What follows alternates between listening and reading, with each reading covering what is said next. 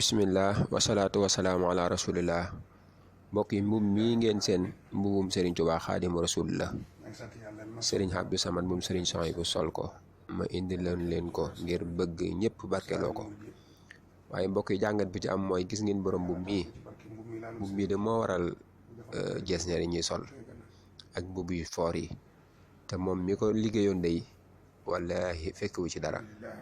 gis nga ko lii la daan bind xasida yi, daan ko jàng alxuraan, daan ko dëkkaale ak boromam, daan ci dalal yonent bi sallallahu alayhi wa sallam ak Seydina Jibril. kon mbokk yi kii nañ ko njukkal, nañ ko sant, nañ gore, fonkal ko dëkkam bii, fonkal ko xasidaam yi, fonkal ko njabootam gii te gën a ñaanal Sëñ Muntaxa mu yàgg fi. maa ngi ñaan képp ku gis lii yàlla nga dañ ci bàkkaar àdduna ak àllaaxira barke Sëñ Tuubaa.